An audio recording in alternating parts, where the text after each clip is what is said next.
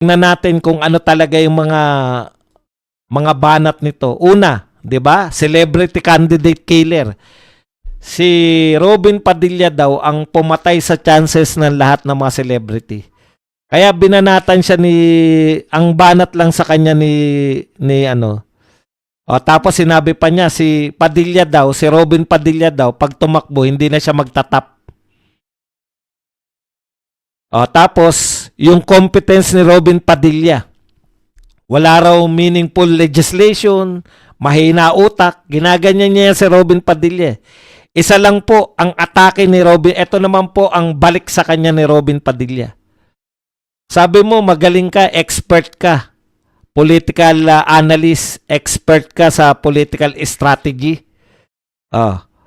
Ang sabi po ni Robin Padilla, kailan pananalo yung mga sinusuportahan mo? Correct. Kino-question mo yung pagkapanalo ni Robin, yan ang pinakamahirap mangyari. Maaring ikaw na pinakamagaling. Maaring ikaw ang pinakamatalino. Pero hindi yan nangangahulugan na maaari kang manalo sa eleksyon. Alam niyo ba kung sino ang pinakamatalino recently na tumakbo sa eleksyon? 2 tao. Si Gibo Teodoro at saka yan si Tolentino. Parehong talo, di ba? Mahirap po ang manalo sa politika. Kaya ang binabanatan mo number 1, hindi po number 1 si Robin Padilla dahil magandang lalaki lang. Napakarami po magandang lalaki na talunan eh. Hindi po siya nanalo, nag-number 1 bilang senador dahil siya ay magaling na artista, sikat na artista. Si Philip Salvador nga eh. Sangkatutak yung best actor niyan eh. Hindi pa rin nanalo eh. Alam niyo ibig ko sabihin? Pinakamahirap sa lahat yung manalo ka sa senador. Kasi buong Pilipinas, 12 lang eh.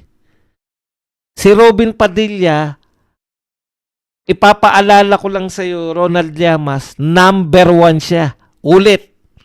Ipaalala ko lang sa pangit mong pagmumuka, number 1 si Robin Padilla. Hindi siya number 1 dahil siya ay magandang lalaki lang o artista lang. Ipaintindi mo sa utak mo yan.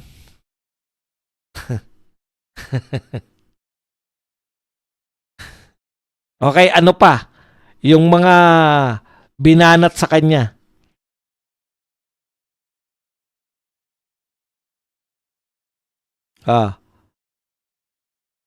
Sabi pa ni Robin, subukan mong tumakbo sa politika nang mapakita mo naman yung galing mo.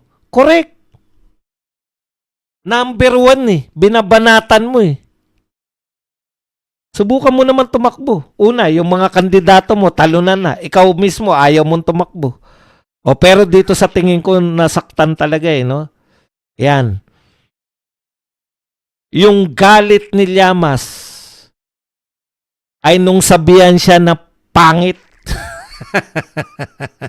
Yeah, real talk. Ngayon, yan yung pinagmulan, di ba?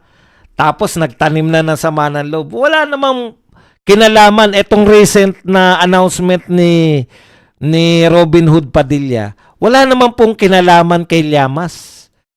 Pero dahil galit na si Llamas, hindi pa nakarecover na sinabihan siyang pangit. Ano ba yung sinabi recently ni Robin na pinuputok ng butse niya? Ang sabi ni Robin, hindi siya tatakbo, pero pag sinabi ni Digong na tumakbo siya bilang Vice President, tatakbo siya bilang pagsunod kay Tatay Digong. At ito, wala pong banggit na paninira sa mga dilawan, hindi po tinira ni Robin si Risa Ontiveros, si Laila de Lima at lahat ng mga dilawan. Wala pong binanatan. Sarili niya lang. Tatakbo siya kung uutusan siya ni Digong. Eto na ngayon. Nakatsyempo po si Pangit. Nakatsyempo yung Pangit. Para banata si Robin Hood.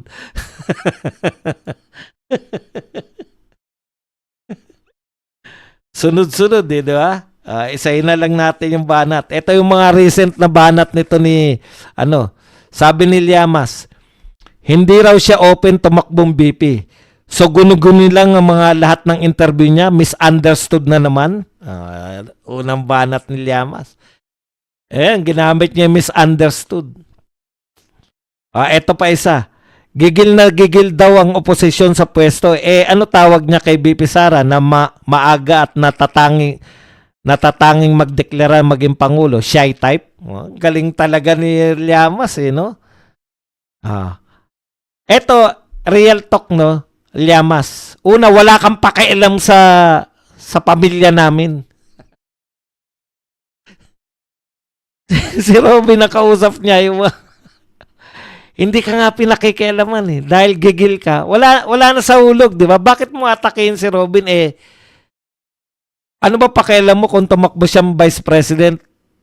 Wala ka naman pakialam doon. May sinabi pa to na sinusunod daw ni Robin Hood yung anong tawag doon? Yung ICC prisoner.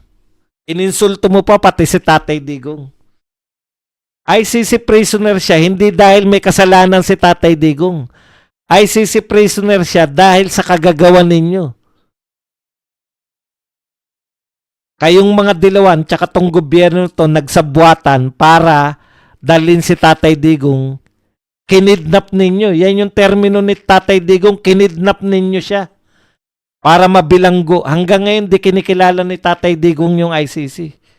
Kinidnap siya ng gobyerno para dalhin doon. Huwag mong sabihin na ICC prisoner siya.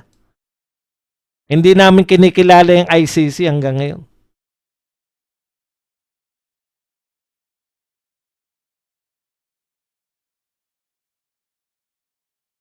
Okay. Sa madaling salita, eto naman ang balik sa kanya ni Robin Hood. Mr. Llamas, wala akong balak na kumandidato na vice presidente. Hindi ako katulad ng mga kaalyado mo.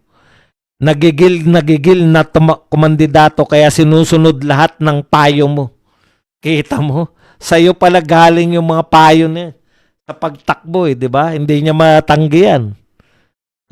Gigil na gigil. Si Risa Ontiveros na una pa nga kay BP Sara na magdeklara yan. May delikadesa po ako. Hindi ako marunong mga managasa at manuwag ng pinuno at kasama ng dahil sa ambisyon. Correct. Hindi katulad ninyo. Sinisiraan ninyo yung kakampi ninyo. Imagine, konti na lang nga kayong mga dilawan, sisiraan nyo pa si Bam Aquino. Wala kaming pakialam kay Bam Aquino. Natatawa lang kami sa inyong lahat. Konti na lang nga kayo. Para ma-eliminate si Bam Aquino, hindi na siya maging kalaban ni Risa Ontiveros. Sa tingin nyo kasi, di ba? Pwedeng Lenny Bam. Ayaw nyo nun. Gusto nyo Lenny Risa. Kaya tama si Robin May delikadesa siya. Hindi siya marunong managasa. At manuwag ng pinuno at kasama dahil sa ambisyon. Yan. Kasama ninyo si Bam. Sinusuwag ninyo dahil lang sa ambisyon. Sundin mo, eto malupit sa lahat. Tsakto, hindi na naman makaka-recover yan. Hindi ka pa nga nakaka-recover sa pangit Sundin mo kasi ang payo sa'yo ni Atty. Guanzon.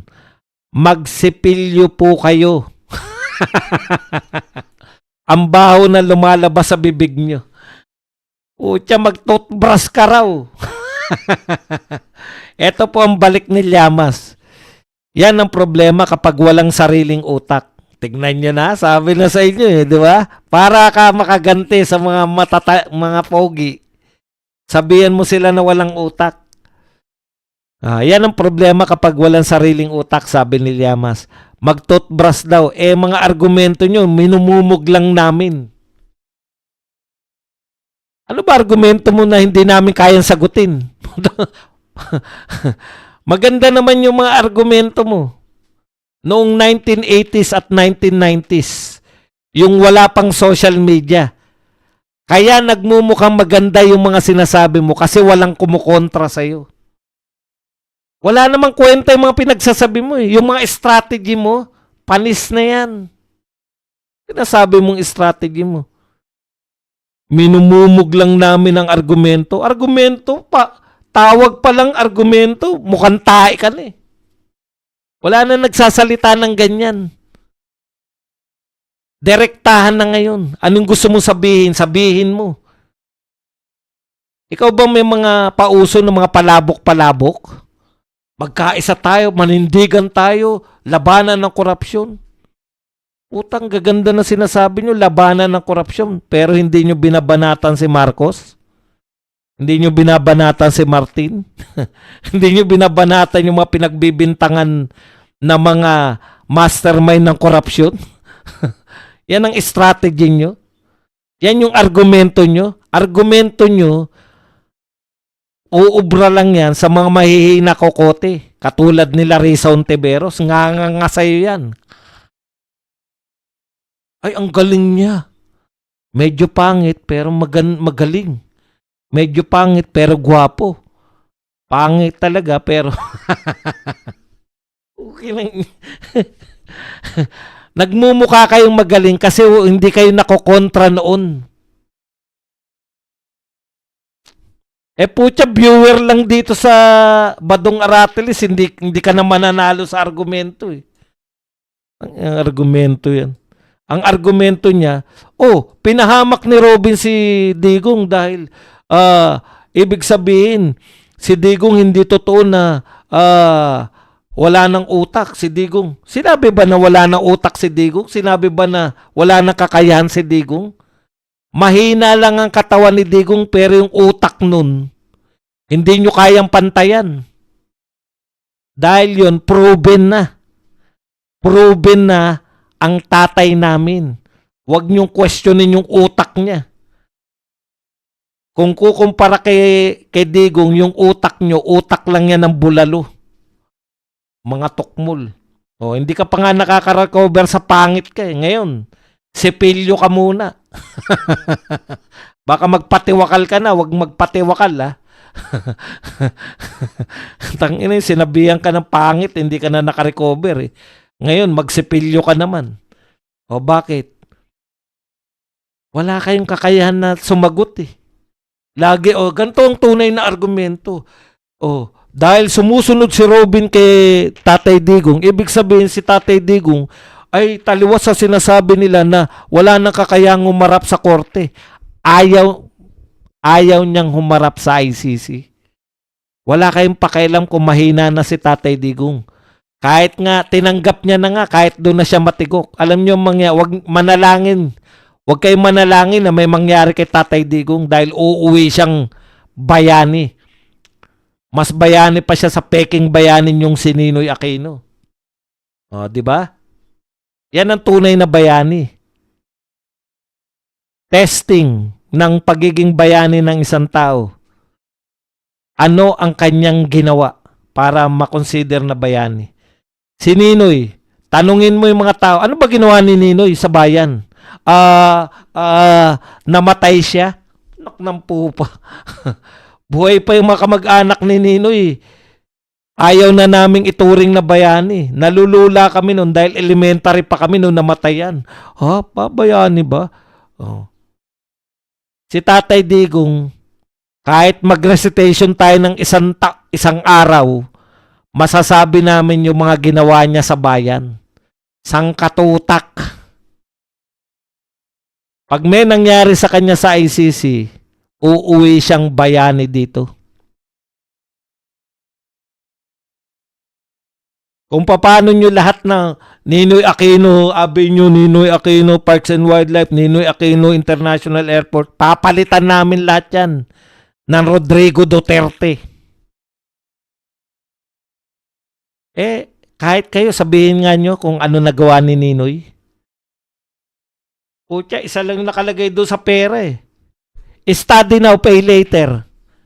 Puta, study now, pay later. Kay Tatay Digong, kung yan ang pinakatampok na batas niyan, kay Tatay Digong, wala nang pay later.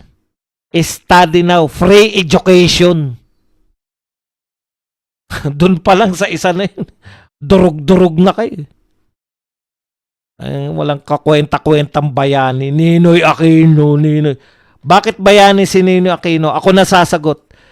Kasi asawa siya ng presidente. Boom! Yan lang ang tanging dahilan. Asawa siya ng presidente. Nung ginawa, pinangalan sa kanya lahat ng mga avenue, ng mga coliseum, parks and wildlife. Di ba? Mag-toothbrush ka kasi, poking ng... Okay, punta. Yan, obsession, galit na galit. Galit na galit kasi natawag ng pangit. Paano ka makaka-recover ngayon sa magsipilyo ka naman? Hindi ka na makaka-recover. Ano yung balik mo sa sipilyo? Mag-toothbrush daw ako. Argumento nyo, minumumog lang namin. Huwag ka lang magmumog kasi. Nagmumumog ka lang eh. Magsipilyo ka. Huwag ka lang magmumog, magsipilyo ka. Inumumog namin, argumento nyo. Wala kang argumento eh. Ang alam nyo lang, paninira eh.